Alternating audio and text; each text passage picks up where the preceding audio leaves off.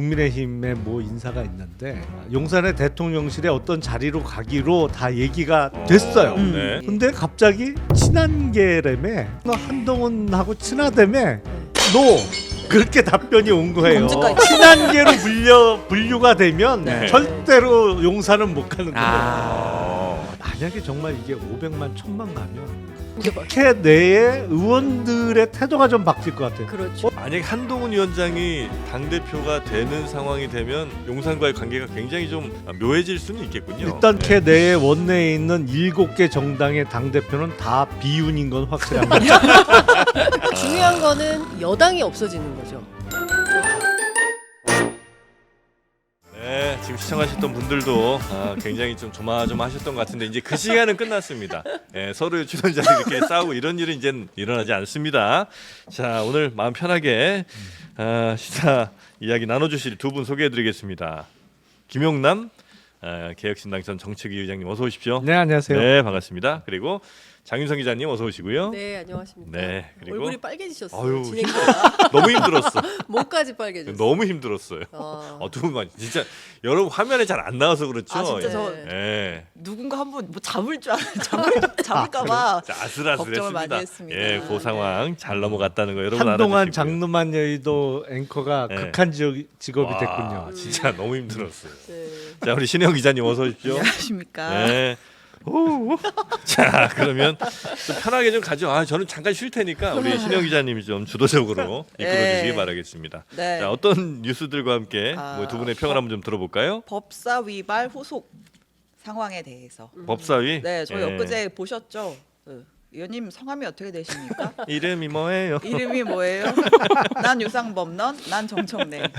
국회법 아세요? 공부 좀 하세요. 내가 더 공부는 잘했을걸? 내가 더 잘했을. 난 너무 그건 좀 그렇더라. 존경하고픈 예. 의원님, 존경 안 하면 그런다고 하지 마세요. 네. 이런 설전이 여야 설전이 굉장히 뜨겁게 오갔었고 네. 뭐 여야뿐만 아니라 이제 청문회 그 전에 청문회가 있었잖아요. 근데 음. 그 청문회 때 또 이제 정청래 위원장의 또 뜨거운 회의 운영으로 뭐 중간에 음. 퇴장도 있었고 네. 뭐 하여튼 굉장히 시끌시끌했죠. 10분 동안 저 손 들고 서 있을. 예, 뭐 벌퇴장이다 뭐 막 그렇게 얘기를 했는데 네. 국민의힘에서는 학교 폭력이라는 표현을 썼어요. 콧물이 진짜? 나네. 아유. 학교 폭력. 예. 와. 근데 뭐 정청래 의원도 나는 법대로 진행했다. 네. 뭐가 문제냐 이런 네. 입장이었고, 근데 이제 이게 제소 사태로까지 번졌습니다. 아, 그래요? 국민의힘이 정청래 법사위원장을 국회법상 모욕 등 발언 금지 조항 그리고 국회의원의 품위 유지 규정을 위반했다는 이유로 네. 윤리위에 제소하겠다고 했어요.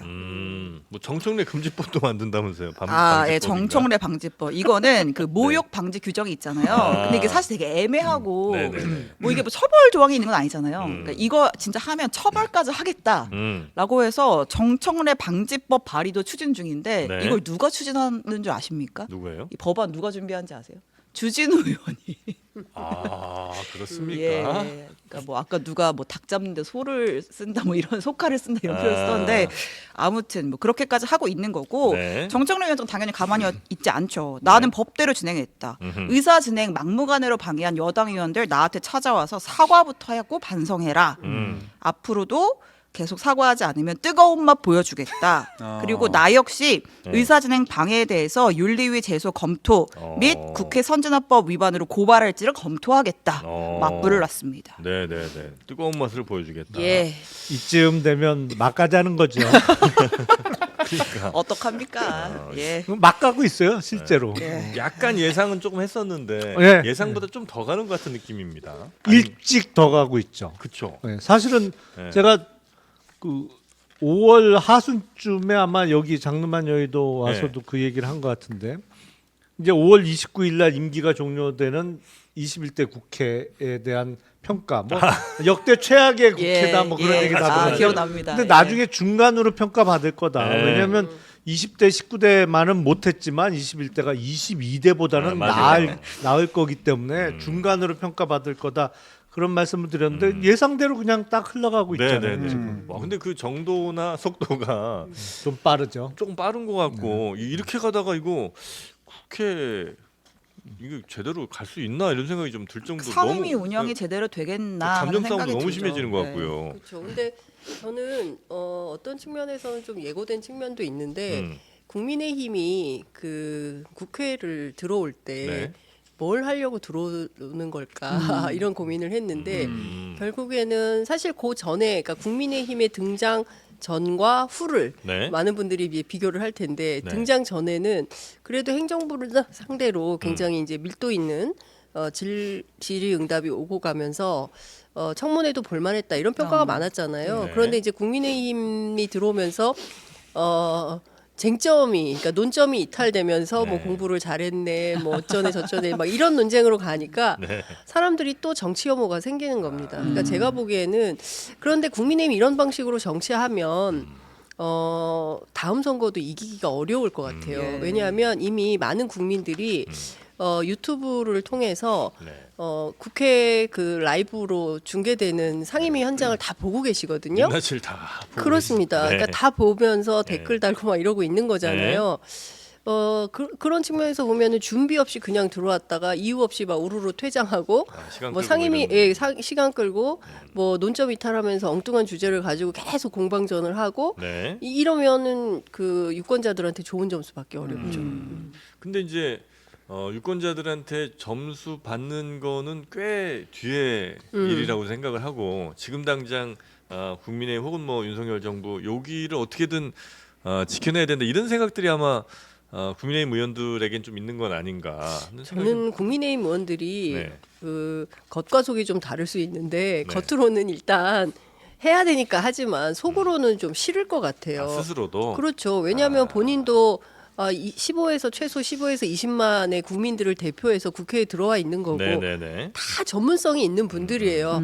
한 분야마다 각자 다 한 몫씩 하던 분들이 국회로 온 겁니다. 그러면 본인이 갖고 있는 특장점을 활용해서 국회 상임위에서 뭔가 한방 하고 싶은 욕심도 있겠죠. 근데 그럴 틈이 없잖아요. 그럴 틈이 없고 정청래 방지법 만들어야 되고 막 이제 이런 방식으로 가면 역사에 남기 어려운 정치인이 될 거 아닙니까? 스스로도 창피할 것 같아요. 저는. 네, 네. 아니 뭐 국힘 쪽의 문제점은 잘 지적을 해주셨으니까 이제 다른 측면 말씀을 좀 드리면 저는 정청래 위원장의 저런 태도가 오히려 최상병 특검법이 정말로 통과되는데 또 최상병 사망 사건과 관련한 수사 외압 사건에 대한 국민적 관심을 높이는데 장애물로 작용하고 있다고 생각을 해요. 어떤 측면에서? 왜냐하면 네.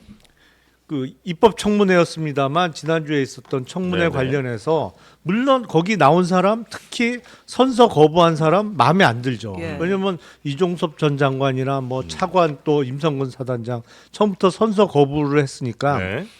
그날 진실을 말할 생각이 없다는 거를 처음부터 명백히 그렇죠. 하고 시작하는 네, 건데 네. 그거에 대해서 당연히 화도 나고 합니다만 그럴수록 더 객관적이고 냉정하게 진행을 해서 집요하게. 그 사람들이 하는 거짓말에 대해서 부각을 시키고 해야 되는데 엉뚱하게 뭐 10분 퇴장하고 이렇게 위원장이 장성들에게 모욕 주고 이런 게 부각이 되면서 오히려 최상병 특검법의 동력을 약화시킨단 말이죠. 관심이 딴 데 가잖아요. 그 쟁점을 여러 개를 만들면 안 돼요, 기본적으로. 근데 정청래 위원장은 뭐 원래 스타일도 좀 그렇습니다만 너무 지금 강성 지지층이 바라는 대로 움직이는 거 아닌가. 아니 그래 갖고는 가운데층을 못 움직여요. 그렇게 되면 오히려 전 그거는 바람직스럽지 않다고 생각을 해요. 네네. 오히려 강하게 밀고 나가려면 중도층의 마음을 사야죠. 그러니까 저도 그런 데는 좀 아쉬움이 있는데 네네.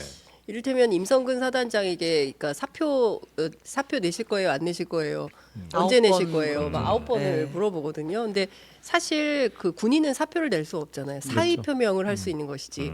그렇기 때문에 이 점에 대해서는 군 출신 저 민주당 국회의원들도 저 얘기를 왜 이렇게 길게 했을까라는 약간 논점 이탈이다 이런 비판도 있는 게 사실인데 네. 그럼에도 불구하고 말씀하신 대로 민주당의 이제 그 지지자분들은 정청래 위원장이 저렇게 하니까 속은 후련하다. 네네네. 아이 속 시원하네. 뭐 이런 평가는 또 받는 아니, 그러니까 거예요. 거기서 끝나면 안 된단 말이죠. 그렇죠. 근데 저는 이제 어쨌든 저널리즘의 입장에서 말씀을 좀 드리자면 네. 쭉 그 집중적으로 몰아가면서 물론 이제 새로 나온 뭐 어영부영 하다가 저 신범철 차관이 사실은 그 대통령하고 통화를 했는데 예, 그 기록 예. 회수와 관련된 것이었다. 네네. 뭐 이런 얘기를 끌어내고 또 유재훈 법무관리관 같은 경우는 저는 아예 작정을 하고 나온 것 같아요. 진실을 고백하기로. 네.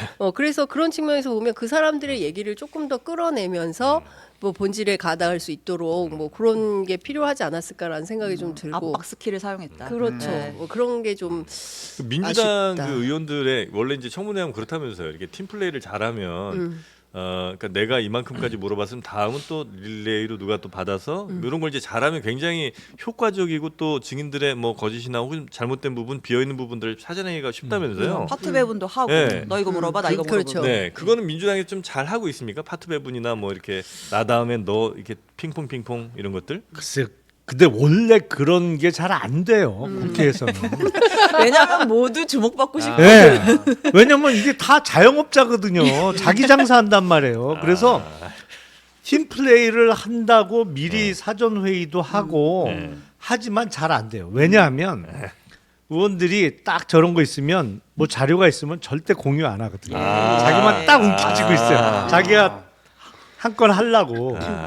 그리고 뭐 그러니까 원내 지도부에서 좀 하려고 하죠. 역할 분담을 시키고 그래서 이렇게 하려고 하는데 얘하고 결국 잘 안 돼요. 그런 거. 보통 위원들은 자기 장사 하려고 하는데 위원장은 좀 덜 하려고 하거든요. 근데 이제 이 그렇죠. 경우에는 이제 위원장도 굉장히 적극적으로. 그리고 원내대표를 지냈던 한 분도 정청래 위원장을 향해서 이런 말을 했습니다. 안녕하십니까 김석철입니다. 이 정청래 의원이 사실상 국민의 힘이 이 백기 투항을 하러 간 것인데 이 국민의 당사자가 사실상 백기투항 뻔히 알면서도 뻔히 알면서도 그 어찌 그러느냐. 그 유상범 의원 간사의원 유상범. 발언하시죠. 발언하시죠. 사실상 이렇게 했어야지 네. 물먹이고 네. 사실상 이런 거는 정치의 도의가 아니다 이렇게 생각합니다. 특별한 의미 있는 얘기는 아니었던 네. 것 같아요. 네. 매너 있게 좀 해줬으면 좋지 아, 않겠느냐. 그런 얘기를 네. 했다는 근데 거죠. 사실 우원식 의장도 조금 더 겸손하게 하자 뭐 이렇게 얘기는 하긴 했어요. 근데 이제 국민의힘에서 정청래 방지법을 만든다는 게 이제 모욕할 경우에 처벌 조항 두겠다라는 건데 이 모욕은 누가 판단을 하고 이게 가능해요? 법적으로 이거를 그거 만들면 처벌이 될지 모르겠습니다만 만약 처벌된다면 정청래 위원장만 처벌받겠어요? 다 받을 무지기수로 다 받지. 그러니까 서로 아주 그냥 제가 보기엔 고소고발이 300명이 다 남발될 받을 것 같은데. 같은데. 예. 그래서 하여튼 뭐 지금 정청래 방지법이니 뭐 이런 얘기까지 나오곤 있으나 뭐 아니, 근데 저는 현실적으로 이런 뭐 뭐 이런- 이런 하는 게 맞나라는 생각이 들어요. 네. 그러니까 저는 이런 거예요. 음. 앞서 이제 김용남 의원님께서 잘 말씀해 주셨는데 논점 이탈하면 안 되거든요. 사실 이 사건으로 집중해서 들어가야 되는 것이고 네. 수사 외압의 주체가 누구냐 이걸 밝혀내는 게 핵심인 건데 네. JTBC 보도로 그 저 골프 모임 나오지 않았습니까? 네, 네, 단톡방. 네, 네. 근데 여기에서 조금 더 발전된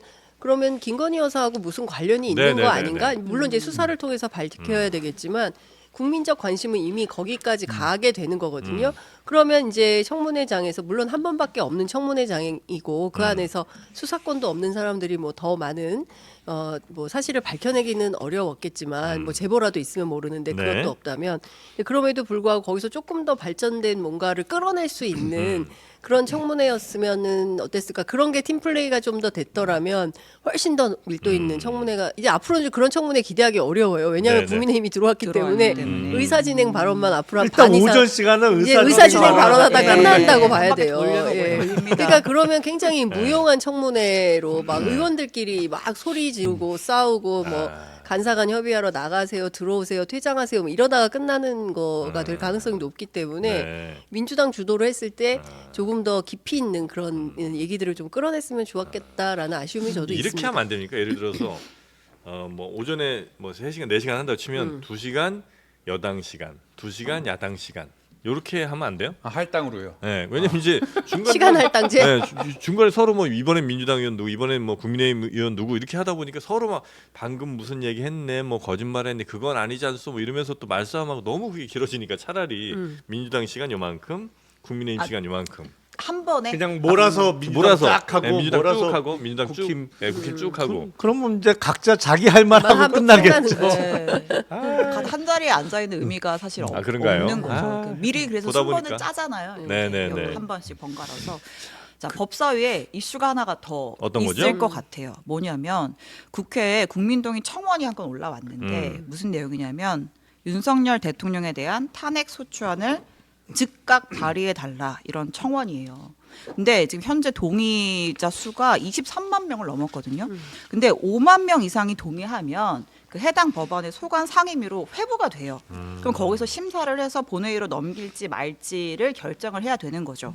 근데 지금 5만 명인데 23만 명이 넘었다고 했으니까 법사위에 이 안건이 회부가 이 민원이 회부가 된 거고 네. 그럼 이제 법사위에서 이걸 심사해서 본회의로 넘길지 말지 네. 대통령 탄핵 즉각 탄핵하라는 이 안건 민원을 넘길지 말지를 그러니까 이 국민동의 청원이라는 건 이제 국회에다가 네, 이제 국민들이 맞습니다. 하는 그렇죠. 거죠. 예. 그래서 이제 누군가 청원 올리면 네. 거기에 이제 동의하는 사람들이 뭐 네. 그렇게 하다가 5만 명 넘어가면 저 최소 그걸 조건으로 처리를 5만 해야 명을 되는 준 건데. 건데 그러니까 지난해에도 네. 그 박정원 대령 이 수사 외압 사건과 관련해서 군인권센터가 국민청원 올렸어요? 예, 운동을 해서 실제로 5만 명이 넘었어요. 그런데 김진표 의장이 답변하지 않고 넘겼어요? 국정조사 해야 예. 된다라고 요구를 했는데 결국은 이제 무의로 돌아갔었죠. 그럼 이렇게 되면 이건 뭐 하기도 안 하기도 좀 애매할 것 같긴 한데 어떻게 해야 됩니까 이거는? 일종의 정치적 의미를 두는 거겠죠. 네. 이게 실제로 뭐 본회의 올라가서 본회의에서 통과가 돼서 어떻게 되기는 어려울 것 같고 현실적으로 다만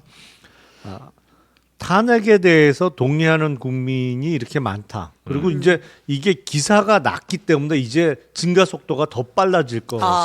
그렇지. 이런 청원이 있었어요. 그러니까 맞네. 대부분 몰랐잖아요. 모르고 이제 했는데 이게 기사가 나면서 제가 보기엔 이거 곧 100만 돌파할 것 같은데. 그러네. 저는 더 될 것 같아요. 그러니까 예. 순식간에 쫙 늘어날 거거든요. 계속 기사 그러면 이제 나거든요. 50만 돌파, 그렇죠. 70만 예. 돌파 뭐 이렇게. 그 법사위에서 공개적으로 논의를 하긴 해야 되는 거죠. 할 수밖에 없겠죠. 네, 뭐 이성윤 의원 같은 경우에는 어서 오세요 기다리고 있었습니다.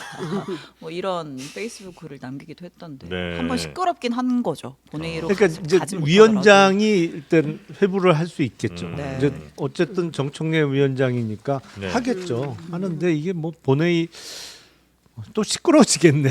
그러고 아니, 보니까 그렇겠죠. 법사위는 계속 예, 법사위가 계속 시끄럽겠어요. 시끄러워요. 그래서 법사위가 네. 그 동접이 높아요. 다른- 시청률이 높아요. 법사위 다른 하는 날 사람. 우리 동접 법사위 떨어져요. 하는 날 맞아. 막 동접이 올라가고 다른 유튜브 동접이 우리 떨어져요. 떨어졌어요. 예, 왜냐하면 법사위가 개그 콘서트보다 더 재밌잖아요. 코미디 프로보다 더 웃기거든요. 코미디 프로 하시니까 네. 굉장히 또 마음이 아프죠. 이깁니다. 이깁니다. 그런 얘기 하면 안 돼요? 네, 제가 네. 그래서 진짜 장윤선 기자님 보고 반성을 했던 게 법사 입법 청문회 한 날 우리 한가롭게 스튜디오에서 방송하고 있었잖아요. 국회에 판을 깔고 법사위 질의 끝나고 나오는 의원들을 잡아다가 안 쳤죠. 옆에 앉히고 방금 물어본 게 무슨 김용남 의미냐 저 의원님 답변 어떻게 하느냐 네. 나오시고 좀 전에 네. 김종대 의원님 나오시고 반성 많이 반성해야죠. 했습니다. 정말 진격의 장윤선이에요.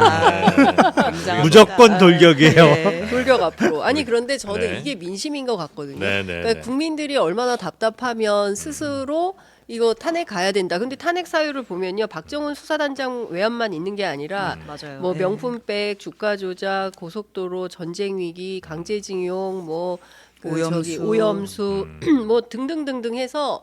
그 국민들이 지난 윤석열 정부 2년을 쭉 지켜보면서 네. 이건 안 되겠다라고 판단하는 이슈들을 전부 걸고 탄핵해야 된다라고 이제 올렸는데 거기에 기하급수로 23만이나 되는 시민들이 나도 이렇게 하고 있는 거 아닙니까? 네. 의원님 말씀하신 대로 이거는 언제 100만 갈지 언제 200만이 갈지 이게 기하급수적으로 뭐 1000만 이렇게 가면 그때는 어떻게 할 겁니까? 제가 예. 보기엔 지금은 뭐 예. 이제 일종의 정치적 의미 예. 뭐라고 말씀드렸습니다만 조만간에 이제 100만 갈 거거든요. 네. 분명히. 만약에 정말 이게 500만, 1000만 가면 의미가 확 달라질 것 그렇죠. 같아요. 그거는 100만까지는 그렇다고 치지만 예를 들어서 이게 정말로 수백만 명, 뭐 예를 들어서 500만 명이 여기 한다. 예. 그러면 일단 국민의힘도 국회 내에 의원들의 태도가 좀 바뀔 것 같아요. 그렇죠.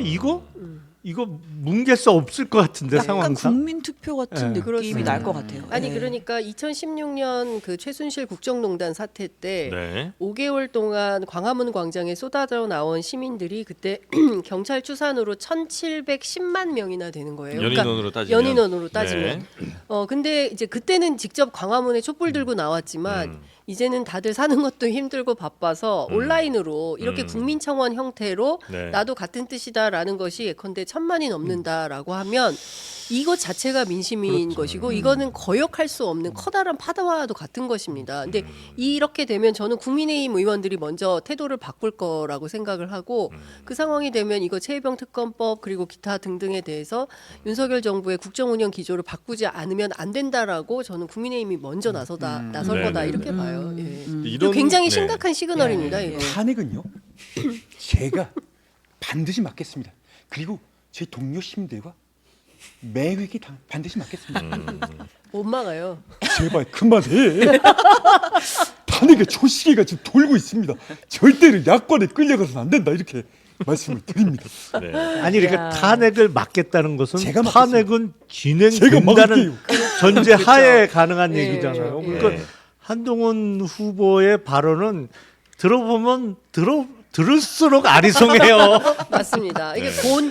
고온지 스톱인지 분명하지가 않은 거예요. 한동훈 그래요? 위원장 얘기는. 그러니까 대법원장으로 이제 특검 추천만 네. 바꾸면 이 특검법을 받겠다는 건지 아니면 그냥 그 대통령도 지키겠다고 말하잖아요. 탄핵만은 막겠다고 하고 그러면 이 최혜병 특검법이 통과되면 실제로 범죄 사실이 드러날 것이고 그럼 그에 따라서 탄핵은 수순인 건데 네. 이게 형용 모순인 거죠. 그러니까 아리송하고 곤지 스톱인지 좀 분명하게 얘기를 좀 해주시라. 네. 아니 예. 그러니까 그 단적인 예가 뭐냐면 모 인사가 있어요. 네. 어떤 국민의힘의 모 인사가 있는데 원래 용산의 대통령실에 어떤 자리로 가기로 다 얘기가 됐어요. 네. 그래서 인사검증까지 이렇게 진행이 됐어. 최근이에요?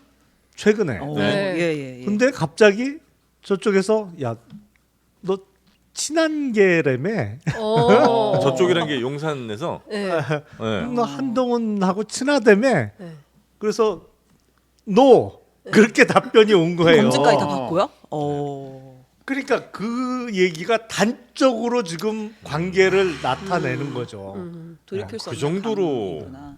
견원지간이에요. 아니 그러니까 일단, 오늘의 테마는 결혼이군요. 일단 친한계로 분류가 되면 네. 절대로 용산은 못 가는 거예요. 근데 이미 네. 용산에도 들어있지. 그 전부터 들어가 네. 있던 사람은 예. 어떻게 속아낼 수가 없으니까. 속가낸다.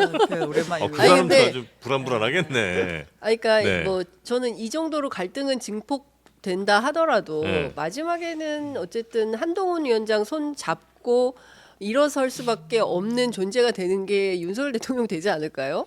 극한 상황까지 네, 몰리면. 몰리면, 네, 그러니까 다음 당 대표가 사실은 대통령의 운명을 네. 저는 쥐고 있다. 생사여탈권을 줄 수밖에 없다. 그러니까 지금은 선거 과정에서는 너도 나도 대통령과의 친한 관계다. 네네네. 내가 대통령을 지키겠다. 탄핵만은 막겠다라고 주장을 하지만 당선되면 그 순간부터 저는 갑을 관계가 좀 바뀌지. 바뀐다. 네, 그럴 수밖에 없다고 생각해요. 그럴 왜냐하면 수밖에 없죠. 줄줄이 입법들을 해야 되는데 특검 네. 전국이거든요. 그러면 여기에서 읍소해야죠. 나 좀 살려줘. 아니 그리고 나좀 지금 도와줘. 단계에서 탄핵을 막겠습니다라고 얘기하는 게 듣는 사람은 더 기분 나빠. 그러니까- 탄핵을 상정해 놓고 하는 얘기잖아요. 그러니까요. 이게 뭐 예. 진행을 전제로 그대로 해서 하는- 막겠다는 거니까 그 얘기가 더 기분 나쁘죠. 근데 대통령도 어쨌든 그래도 현직 대통령이 마지막 뭐 핵폭탄 무기 정도는 하나는 갖고 있을 거 아니에요. 그냥 야 여당 대표가 이렇게 돼서 뭐 탄핵을 할지 안 할지 이런 거 막 내 생사여탈권을 쥐고 있으니까 나는 큰일 났네 아이고야 이러진 않을 거 아니에요. 최후의 무기. 아니, 그럼요. 현직 대통령이 누가 뭐래도 제일 센 거는 3년 맞죠. 그렇죠, 그렇죠. 네. 제일 센 건 맞는데 무기는 뭐 한쪽만 있나요? 서로 들고 있는데. 그렇죠. 예. 만약에 한동훈 돌아다니는 녹취록이 수백 네. 개라는 건데 예. 거기에 무슨 내용이 네. 담겨 있을지는 아무도 모르죠. 만약에 한동훈 위원장이 당 대표가 되는 상황이 되면 다른 사람들이 당 대표 되는 것보다는 훨씬 더 뭐 파괴력 내지는 좀 그 용산과의 관계가 굉장히 좀 묘해질 수는 있겠군요. 일단 국회 내에 원내에 있는 7개 정당의 당 대표는 다 비윤인 건 확실합니다. 그렇죠. 예. 비윤부터 반윤까지 있는 거죠. 그러니까 중요한 거는 여당이 없어지는 거죠. 크게 얘기하면. 주옥 같은 예, 그렇지 국민의힘도 않습니까? 야당처럼 이게 되는 아, 거니까. 그럴 수밖에 없겠죠. 일단 당 대표 선까지는 그렇게 되는 거죠. 아 그래요. 제발 그만하세요. 그런 비유가 적절치가 않습니다. 네. 한라봉 갖다 주세요. 아, 자 우리 저 원희룡 저 전 장관 같은 경우가 제일 그래도 현재까지 보면 친윤을 이제 스스로도 그리고 아마 용산에서도 제일 친윤이 아니라 창윤. 창윤 그래요. 윤 정권을 탄생시킨 그런 사람으로 봐야 되는 거죠 지금은. 그렇죠. 아무래도 네 명의 누가 후보 봐도. 중에는 색깔은 네. 가장 친윤 색깔이 뚜렷한 것이고 네, 하늘이 내린 대통령이라고 하니까. 그거 보셨어요 혹시?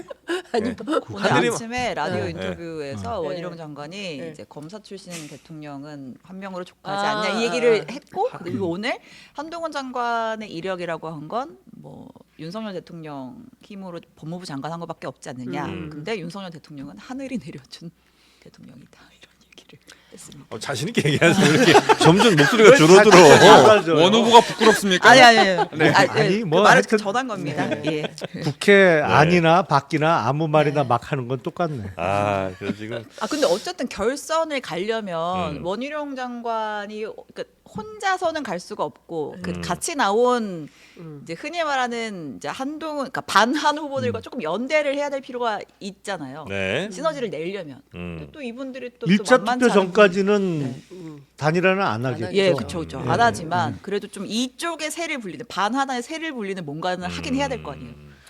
근데 오히려 이렇게 뚜렷하게 한동훈과 반한으로 경계를 지으면 결선이 없을 가능성이 더 높아질 것 때릴수록 같고요. 커질 수 있으니까. 예. 아. 그래서 오히려 그 가운데에 있는 후보, 뭐 나경원 후보나 네. 네. 윤석열 후보가 마음대로 활동하도록 아. 놔두는 놔두는 게 편이 좋다. 오히려 결선 투표의 가능성을 높이지 않을까 싶은데요. 그리고 이제 결선 가서는 이제 같이 힘을 합치면 되니까. 아무래도 결선은 2명만 올라가는 네, 네, 거니까 네, 네. 뭐 합종 연행이 나올 수밖에 그리고 없죠. 조직표 결집이 가능할 수 있다라는 뭐 근데 희망을 저는- 또 갖는 것 네. 같아요. 근데 지금 상황을 보면 물론 이제 막 한동훈 위원장 비판 공격 뭐 특히 홍준표 시장이 제일 열심히 하고 예. 있는데 결국 사실은 이제 대선전을 뛰는 거잖아요. 네. 그리고 영남 쪽에 전체적인 당원이 그 지난 그 38 전대 때 그 국민의힘 당 사무처에서 공개한 걸 보면 네. 39.65인가 그래요. 그러니까 한 40% 정도가 영남 지역 당원들. 예. 그러니까 네. 영남 민심이 굉장히 중요한 건데 이쪽에서는 그 오피니언 리더들이 대체로 그래서 누가 이재명 대표하고 붙었을 때 경쟁력이 이길 수 있나. 있냐, 경쟁력이 있냐 이게 제일 중요한 관전 포인트라는 거예요. 그러니까 그런 측면에서 보자면 네. 원희룡 후보는 뭐 아니라고는 하지만 이미 지난 총선에서 패배했잖아요. 개항을 본인 했고. 본인 말로는 질 줄 알고 갔다 나도 질 줄 알고 가는 그 도전과 용기가 중요한 거 아니냐라고 주장을 하지만 차이가 많이 났어요. 네. 그래서 사실상 원희룡 장관에 대해서는 이미 좀 끝난 사람 아니야? 뭐 대통령실에서 아무리 얘기를 한다 하더라도 그 사람으로 될 수 있겠어? 이재명 대표하고 맞붙어서 승리가 가능한가 이런 고민이 있다는 거예요. 네. 그러면 차라리 한동훈이 낫다. 그리고 나경원 의원 같은 경우에는 좀 여성이고 서울 출신이고 좀 다양하게 봤을 때 좀 어렵다라는 판단을 한다는 거죠. 그래서 1차에서 50% 과반을 넘을 확률이 높다 이렇게 전망을 하더라고요. 그러니까 사실은 네. 그 1대 3에서 3에 해당하는 원희룡, 나경원, 윤상현 의원은 이제 1차에서 과반을 한동훈 위원장이 넘지 못해서 2차 가서 연합해가지고 네. 뒤집는 전략을 생각한다는 건데 저는 이걸 딱 보면은 부산 엑스포가 생각이 나요. 부산 엑스포. 예, 부산 엑스포가 원사이드하게 깨졌잖아요. 원래 뒤에 가서 뒤집는다고 했는데 결선 가서 네, 뒤집을 수 결선 있다. 가서 뒤집을 수 아니 있다 그 얘기를 왜 했는데 하는 거야? 부산 is ready. We are united. 그러니까 아이, 그걸 보면 될줄 좀 알아, 약간 지금? 미몽에 안될줄 사로잡혀 있는 거 아닌가 야. 라는 얘기를 합니다. 아니, 그러니까 영남 지역 언론인들이 네. 해주는 얘기예요. 네네. 네. 막상 열어보면 원사이드하게 끝날 가능성도 있다. 높다. 네. 네. 이런 자. 얘기를 계속 하려면 민주당에서도 좀 네. 누가 나와야 좀 이렇게 뭐 이렇게 뒤집나 안 뒤집나 이런 얘기 할 텐데. 민주당은 네. 사실 이인영 의원이 고민을 했던 것 같아요. 그러니까요. 5대5 정도 마음이었다고 해요. 제가 취재해 보니까. 나갈까 그런데 말까? 최재성 의원이 김을 확 빼놓은 거예요. 먼저 그 라디오에 네. 출연해서 이인영 의원이 고민하고 있다 이렇게 얘기를 해가지고 네. 그것 거기가 때문에 일보예요? 최재성 의원이 그런 거예요. 일보예요? 그래서 아, 거기에서 그렇구나. 뚜껑이 열려가지고 굉장히 주변에 화를 많이 냈다는 후문이 있습니다. 아, 예. 그렇습니까? 그래서 결과적으로 네. 민주당은 원사이드하게 이재명 대표 놓고 찬반 투표를 할 가능성이 높은데 그러면 그 많은 비용을 들여가지고 전국을 돌면서 유세하고 뭐 이런 걸 할 거냐 아니면 그런 거 아예 하지 말고 그냥 서울에서 한 번 해서 찬반 투표할 거냐 뭐 이걸 고민하고 있다고 해요. 어제 전준위에서 그 얘기가 근데 나왔어요. 하여튼 그렇게 되면 흥행은 참패할 수밖에 없죠. 그렇죠. 아무도 관심을 안 가. 어차피 결론은 정해진 건데 사실상. 네. 그러면 관심이 없을 수밖에 네. 없고 그렇게 되면 아무래도 예. 뭐 좋은 소리든 나쁜 소리든 시끄러운데 눈길이 가기 그렇죠. 마련이거든요. 그래서 국민의힘이 흥행은 갑이다. 그렇죠. 아니 그러니까 많이 민주당은 오늘 국민의힘이 부의장 후보 네. 선출이 있었잖아요. 네, 그러니까 했죠. 네. 주호영 의원과 박덕흠 의원 두 분이 나와서 했는데 뭐 결과는 누구나 다 예상할 네. 수 있었는데 예. 그렇게라도 상대 후보를 만들어내야 되는 거 아니에요? 민주당도 흥행을 누구라도. 위해서라도. 예, 근데 누구라도. 민주당 취재해 보면 민주당은 이런 것 같아요. 지금은 국민의힘 뭐 영남 지역에서 누가 이재명과 붙어서 싸워서 이길 거냐 그 주자를 찾는 것처럼 민주당 내부에서는 윤석열 대통령하고 붙어서 누가 제일 잘 싸울 사람이냐 이제 그런 측면에서는 그냥 잔소리 없이 단일 대우로 이재명 중심으로 똘똘 뭉쳐서 지금은 윤석열 정부하고 붙어서 싸울 때지 내부에서 자중질환할 때는 아니다 이런 판단을 하는 것 같고 네. 또 한 측면에서는 중요한 거는 이제 가치, 시대 정신 뭐 이런 얘기를 해야 되는데 이재명 대표의 노선과 그럼 좀 전혀 다른 새로운 가치와 노선을 얘기를 해야 되는데 뭐 특별하게 별 다른 얘기를 할 게 없다 뭐 네. 이런 분위기더라고요. 글쎄요. 저는 근데 정당이라는 게 뭐 단일 대우로 똘똘 뭉쳐서 하는 게 바람직한 모습도 아닌 것 같고 네. 그리고 가장 큰 위험은 자칫 잘못하면 이재명 대표가 아니 당 대표도 저렇게 하는데 정말 집권하면 독재할 사람 아니야? 이런 이미지를 심어줄 수 있는 게 가장 큰 리스크라고 저는 생각을 해요. 그래서 실제와 무관하더라도 실제와 상관없이 네. 어쨌든 비춰지는 이미지가 아니 당 대표 하더니 바로 또 나와갖고 이제는 아예 경쟁 후보도 없어. 상대도 없고 그냥 추대 방식으로 당 대표를 연임을 해. 이런 모습 자체가 야 야당 대표도 저렇게 하는데 예. 집권하면 어떻겠어? 그러니까 저는 그게 가장 이재명 대표의 리스크라고 생각합니다. 그래서 그런 모습은 글쎄요 대선을 위해서라도 바람직해 보이지 않아요. 아니 그러니까 이재명 대표가 뭐 누구든 나왔으면 좋겠다라고 얘기를 주변에 예. 했다는 것 같아요. 근데 말만 그렇게 안 하고 아무도 안 환경을 나오는데 조성해줘야지. 그러니까 저도 사실은 그런 생각이긴 해요. 그러니까 이기든 지든 그리고 이제 본인들의 주의 주장을 가지고 당원들한테 선택을 받아야 되는데 이게 개인 정치인들로서는 사실 이게 비용도 많이 들잖아요. 아. 예, 비용도 기탁금 많이 내야 되고. 기탁금도 내야 되고 비용도 많이 들고 그리고 출마하려고 했던 분들이 공교롭게도 이번 선거에 잘 안 됐어요.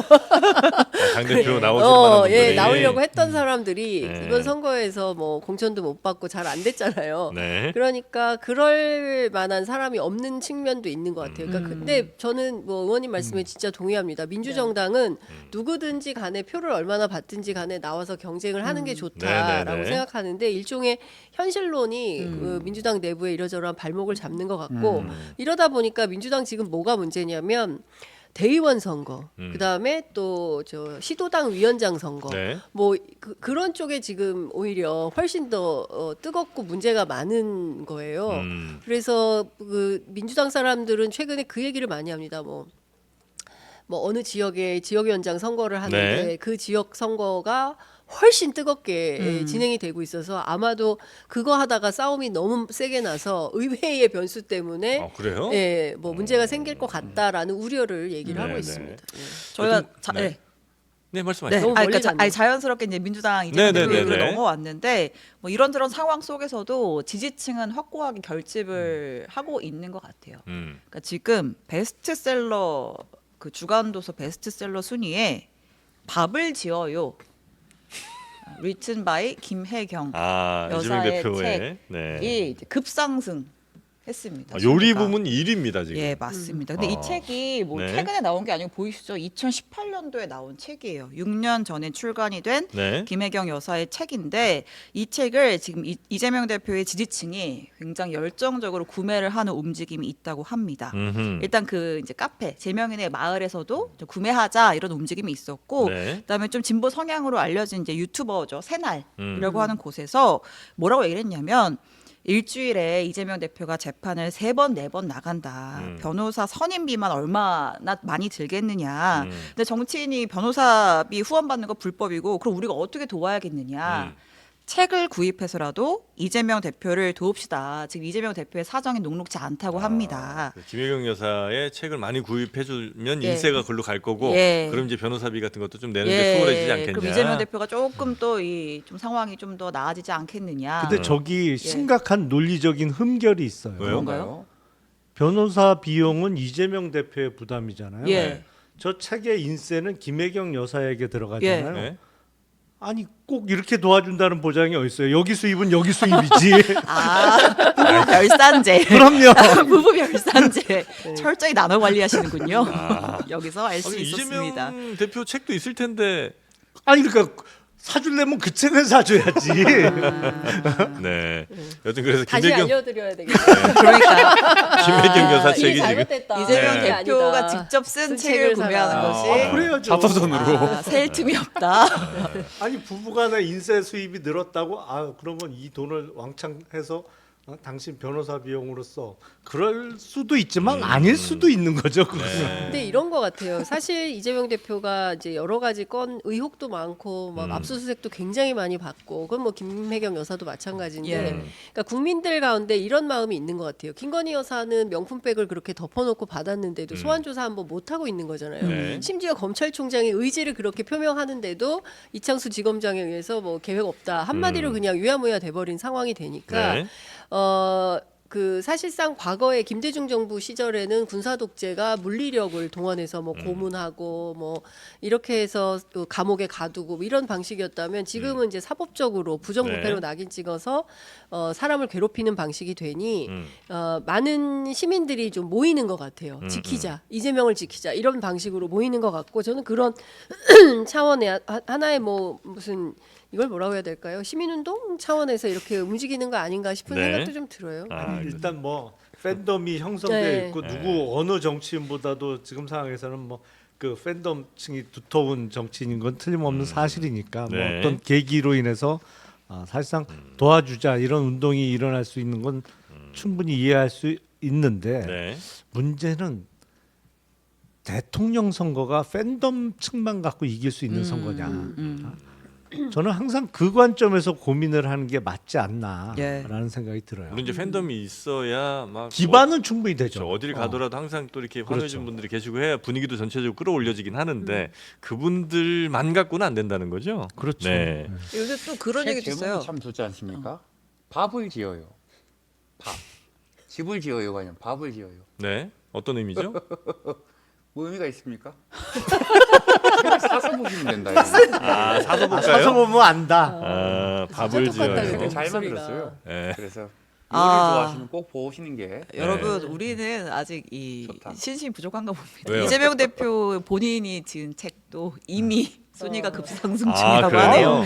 방법론으로 예. 따지면 그게 맞죠. 예. 두개다 신규 진입 이재명 대표의 함께 가는 길은 외롭지 않습니다. 1위로 언제 책이에요, 그거는? 모르겠어요. 나온 지 좀 됐겠죠? 네. 하여튼 이미 지난 책까지도 사람들이 막 사주면서 네. 변호사비 걱정을 좀 해주고 네. 있다. 예. 이걸 또 나경원 의원이 굉장히 또 비판하는 페이스북을 또 올렸습니다. 이러다 아버지 아니라 교주님 소리까지 나오는 거 아닌지 모르겠다. 대한민국 제1야당이 이재명 대표 개인 로펌으로 전락했다라고 하면서 네. 이재명 대표 변호사비 걱정만큼 쓸데없는 게 세상 천지에 없을 듯합니다. 이렇게 이렇게 비판을 하기도 했습니다. 네. 첨언을 하자면 지난 총선 때 이재명 대표의 변호인 출신 중에 지금 배지 단 사람들 많죠. 네. 실제로 그렇죠. 공천이 네. 많이 됐어요. 예. 네. 거기에 대해서 또 비판의 목소리가 뭐 좀 있긴 했었습니다만 여튼 뭐 민주당에서 또 공천을 주고 뭐 당선이 된 거니까요. 당 대표는 그렇다 치고 최고위원 중에서도 좀 이렇게 음. 좀 다른 목소리를 내는 민주당에? 사람 후보군은 없을까요? 지금 별로 없어 보이는데요. 네, 왜냐하면 그렇다고 지금 합니다. 최고위원들이 네. 뭐 김민석 의원 이제 사선인데 네네. 김민석 의원을 비롯해서 뭐 강선 의원 등등이 이제 최고위원 출마하겠다는 입장을 좀 밝히고 있는데 아마 네. 뭐 그런 순서대로 되겠죠. 근데 그런 측면에서 보면 지금은 그러니까 민주당은 지난 총선도 그렇고 지난 강서구청장 보궐선거도 그렇고 윤석열 정부의 어떤 그 정상적인 운영을 요구하는 뭐 이런 방향으로 이제 집중하는 것 같아요. 네. 그러니까 그런 쪽에 집중하거나 몰입할 수 있는 후보군들이 당선 가능성이 높기 때문에 그 뭐 지지자들이나 당원들이 요구하는 바이기도 하고요. 그래서 네. 아마 그런 방향으로 최고위원회가 구성되지 않을까 싶습니다. 아니, 저도 누구보다도 저 윤석열 정부가 정상 궤도로 돌아와야 된다. 너무 일탈해 있다라고 생각하는 사람인데 그렇다고 저는 친명계 인사는 전혀 아닌데 네. 그 방향하고 이제 친명계 아니, 근데 저는- 일색으로 지도부가 네. 꾸려지는 거는 다른 문제 같은데요. 그러니까 이제 이런 거예요. 그러니까 지금 제가 보면 그 영수회담도 마찬가지지 않습니까? 사실 네. 그동안 영수회담이란 단어를 잘 안 썼어요. 이게 이제 왜냐하면 군부 독재 시절에 예. 있던 용어고 그리고 구시대적 용어기 네. 때문에 그런 말 안 썼는데 윤석열 정부에 이게 새로 쓰이는 거거든요.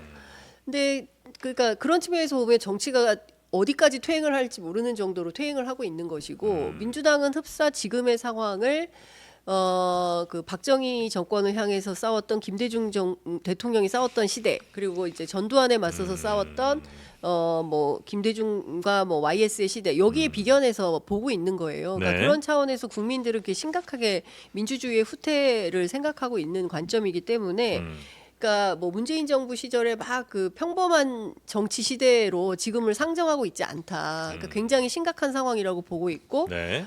좀 온도 차가 상당히 큰 것 같아요. 그러니까 그런 측면에서 보면 그러니까 근데 이제 인식의 차이가 그 크고. 김대중 당시 야당 총재 시절에도 제가 알기로는 그러니까 친 DJ 계열이 아닌 사람을 당내에 적어도 20% 30%는 항상 갖고 갔거든요. 네. 네. 자기 의견에 반대를 할 만한 사람도 한 30%는 항상 같이 안고 정당을 꾸려갔었는데. 그러니까 엄혹한 시대였음에도 그럼요. 네. 그래야 더 건전해지죠. 네. 그 당이나 조직이나 항상 이른바 레드 팀이 있어야 예, 되는 예, 건데 예. 너무 일색으로 가는 거 아닌가. 네. 뭐 그건 뭐 그때는- 민주당에서 알아서 네. 할 일입니다만. 네. 그때는 선상님이었는데 지금은 아버지?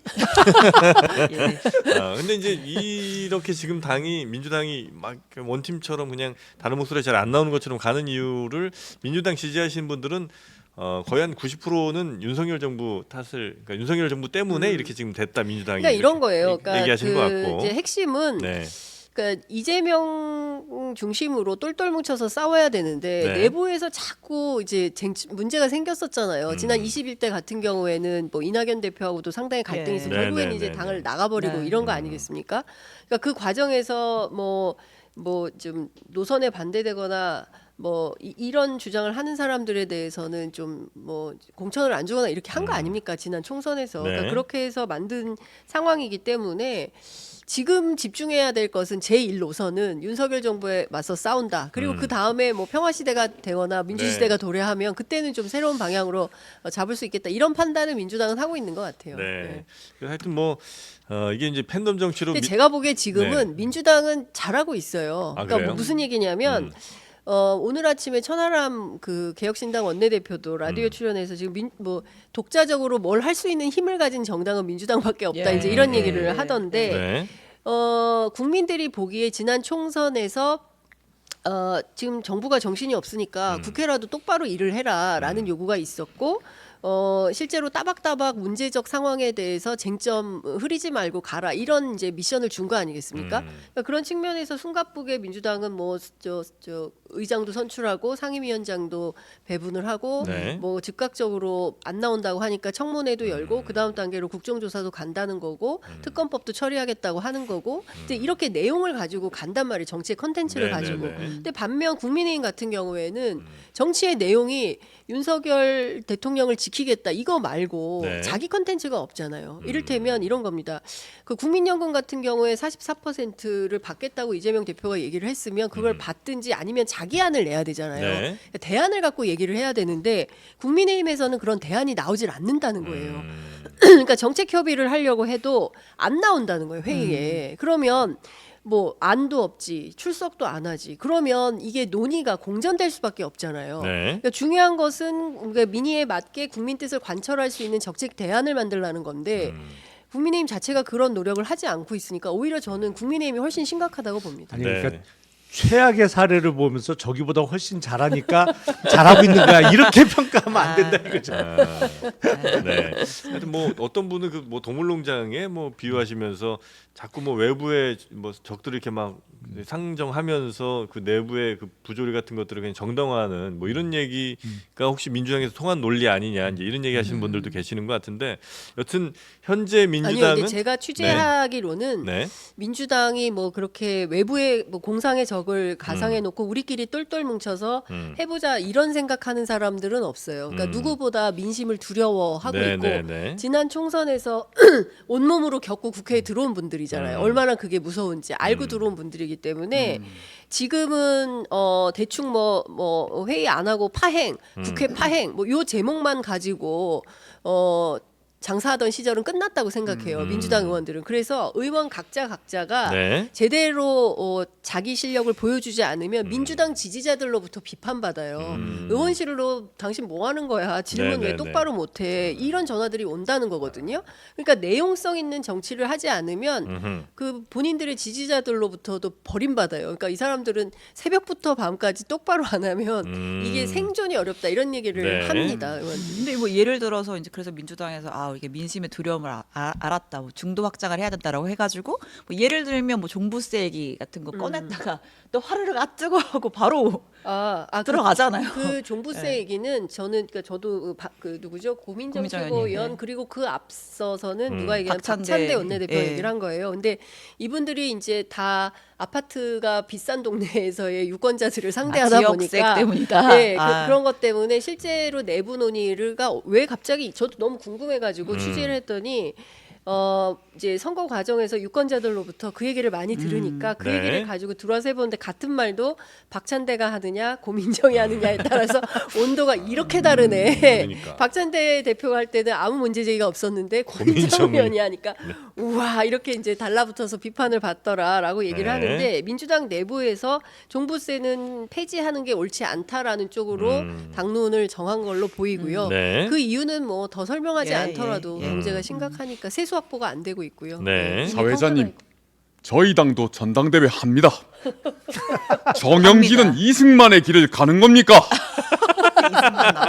저희 조국혁신당도 관심을 좀 가져주십시오. 그렇습니까? 죄송합니다. JTBC 화장실이 어딥니까? 이거 바로 앞에 있어요. 민감합니다. 사무실 바로 앞에 있고요. 바로 앞에 있습니까? 네. 그럼 조국혁신당 얘기도 좀 해볼까요? 조국혁신당은 이제 어떤 이슈가 있나요? 지금 이제 검찰 개혁을 놓고 네. 민주당과 뭐 어쨌든 뭐 이렇게 좀 건전한 경쟁이 붙었다고 해야 될지. 네. 그래서 이제 어제 그 민주당하고 조국혁신당하고 비슷한 시간에 검찰 개혁을 주제로 한 행사를 나란히 열었어요. 근데 이제 일단 방향성이 조금 차이가 있는 것 같은데 이제 민주당 같은 경우에는 네. 그 이재명 대표가 새롭게 기소된 그 쌍방울 대북 송금 의혹 요거를 좀 초점에 맞춰서 정치 검찰의 사건 조작 피해 사례 발표 간담회를 여는 거예요. 정치 검찰 사건 예. 조작 피해 사례 발표. 예, 네. 그래서 뭐 예를 들면 이화영 전 지사가 검찰의 어떤 회유와 이런 것 때문에 진술을 바꿨고, 뭐 하여튼 그런 이야기를 하면서 그런 게 이제 대표 사례군요. 예, 이화영 전 부지사의 아내가 예. 이 간담회에 참석을 하기도 했어요. 그래서 좀 특정 사안에 대해서 좀 집중을 한 어제 간담회가 있었던 거고 네.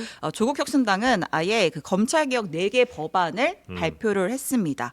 크게 보면 공소청법 제정안, 중대범죄수사청법 제정안, 수사절차법 제정안, 형사소법 개정안 이렇게 네 가지인데 그러니까 핵심은 이제 공소청법 제정안인 것 같아요. 네. 그래서 그러니까 검사라고 불리는 사람들은 기소만 할 수 있게 하겠다라는 거예요. 그래서 이제 그거를 공소청이라는 기관을 새로 만들어서 거기에 넘겨서 기소할 수 있게 하고 그 외에 중대범죄 같은 경우에는 네. 중대범죄수사청을 따로 신설을 해서 만약에 검사가 그 중수청으로 넘어가면 애초에 이름 자체, 신분 자체도 검사가 아니고 중수청 수사관이 되는 거예요. 아. 예, 그 분리를 해서 하겠다. 네. 한마디로 이제 검사가 수사하는 권한은 뺐겠다라는 네. 거죠. 예. 그래서 민주당하고 조국혁신당이 지금 검찰 개혁에 관한 이니셔티브라고 해야 되나? 하여튼 뭔가 주도권을 좀 주도권 잡기 위한 경쟁을 하고 있다. 네, 이렇게 보면 경쟁을 될 하고 것 있다. 같습니다. 예. 요건 뭐 두 당에서 더 나아가 난으로 서로 협의 볼 가능성이 좀 높은 거 아닙니까? 아닌가요, 그렇지는? 글쎄요. 근데 네. 다음에 이제 있을 재보궐 선거에서는 조국혁신당도 비례가 아니라 지역 후보를 낸다고. 내겠다고 예, 지금 예, 예. 공언하고 있는 상황이기 때문에 네. 사실상 벌써 경쟁 관계에 들어섰다고 봐야 되거든요. 예. 당장 올해 10월에 지금 단체장 보궐선거가 생겼잖아요. 네. 뭐 어제 또 부산 쪽에서 단체장 한 분이 별세를 하셔갖고 거기도 네. 생겼고 지금 호남 쪽에도 생길 예정인 예, 곳이 있고 예. 해서 부산 호남이면 한번 해볼 만도 하겠네요. 조국혁신당 입장에서는. 정읍시장 이런 자리들이 그렇죠. 필수 네. 있다. 사실은 예. 네. 그렇기 때문에 이게 재보궐선거가 몇 군데 안 되더라도 워낙 관심이 집중되다 보니까 거기에서의 성적표가 뭐 일종의 그런 거죠. 거기서 이기면 이게 의석 수하고는 상관없이 또 세지는 거예요. 그런 효과가 있기 때문에 분명히 그 조국혁신당도 지역에서 이른바 민주당 후보를 꺾으려고 할 거고 이게 마냥 그 협력 관계로 가기도 쉽지 않아 보여요. 물론 국민의힘보다 훨씬 가깝겠지. 물론. 네. 근데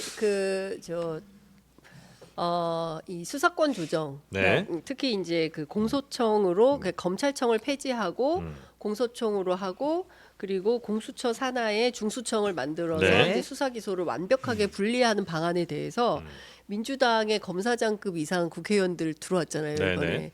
이분들이 별로 안 좋아해요. 그러니까 검찰의 수사권을 완벽하게 폐지를 하면 인권 수사에 문제가 생긴다. 그래서 이거 하면 안 된다라는 주장이에요. 그러니까 무슨 얘기냐면 그 철험의 중심으로 해서 네. 민주당에 있었던 뭐 김용민 의원 뭐 이런 분 등등에 대한 분들은 이 조국혁신당 안에 아마 찬성하고 아마 이거 받고 더블로가 수준으로 더 세게 하고 싶은데 예. 네. 민주당에 있는 검찰 출신들은 이거 조금 문제가 있을 수 있다. 공소청으로 바꾸는 거에 그러니까 오히려 더 보수적이에요. 아, 그래요? 네, 조국혁신당에 비해서 민주당 검찰 출신들은 조금 더 보수적이다. 그래서 아마도 이 논의가 어떻게 규결될지는 모르겠습니다. 그런데 조국혁신당에서 이 안을 내놓고 토론을 해보자라고 우리 일단 한번 붙어보자라고 네네네네. 제안을 한 셈인데 민주당이 어떻게 화답할지는 지켜봐야 될 것 같다라는 생각이 좀 들고 묘한 긴장감이 있는 것은 사실인데 네. 아마도 올해까지는 민주당 조국혁신당 협력해야 된다라는 모델로 갈 거예요. 네. 그런데 말씀해 주신 대로 지방선거가 다가오면 다가올수록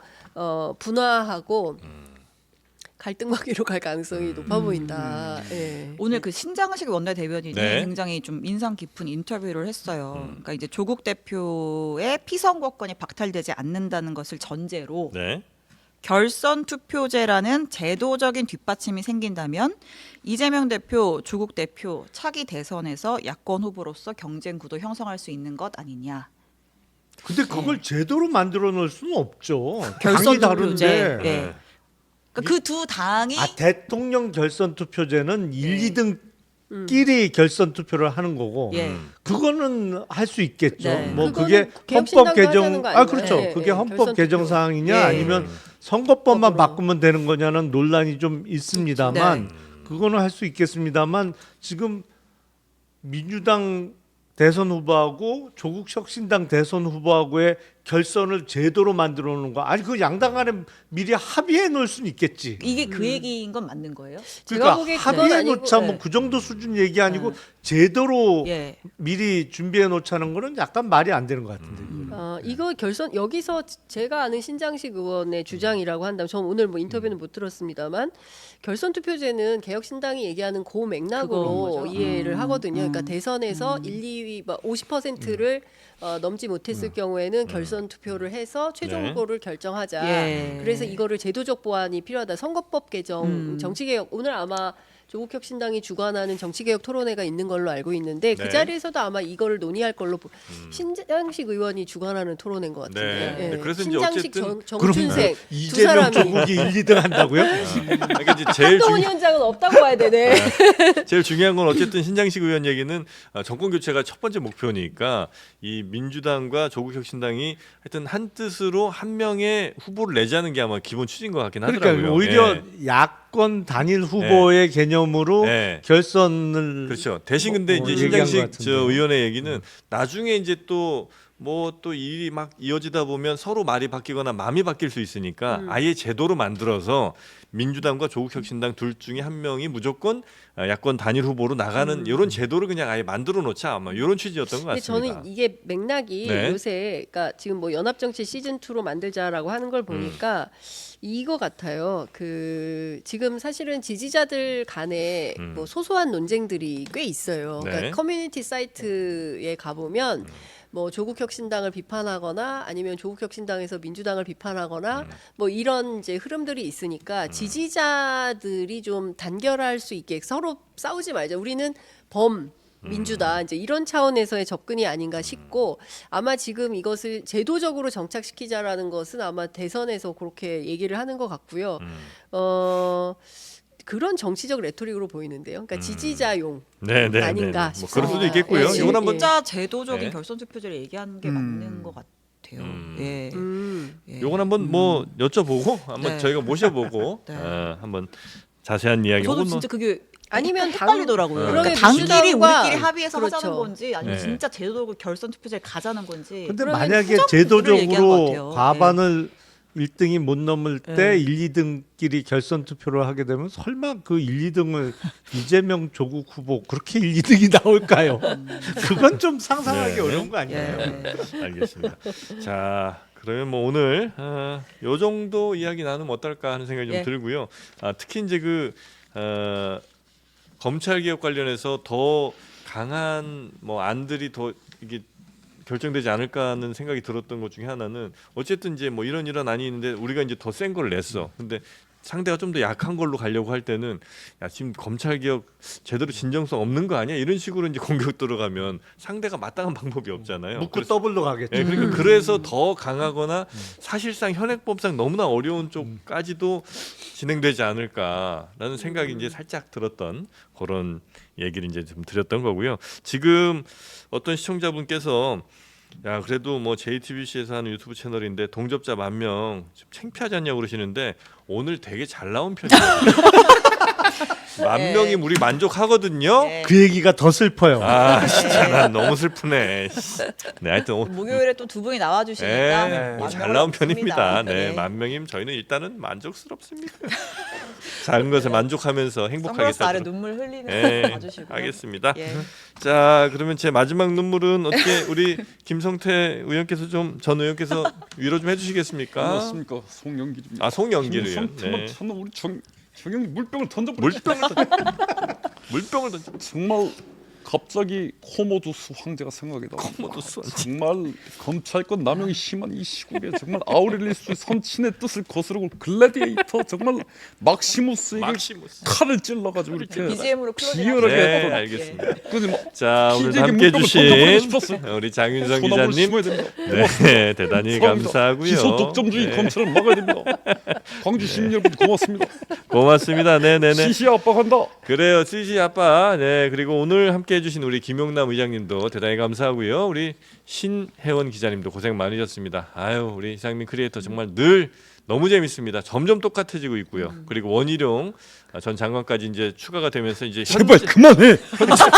이러다 시청자 다 죽어. 현재 정치권은 완벽하게 커버할 수 있게 됐습니다. 그만하세요 네. 이제. 저희는 내일 오전 11시에 다시 여러분 찾아뵙도록 하겠습니다. 함께해 주신 여러분 고맙습니다. 수고 많으셨습니다. 감사합니다. 감사합니다.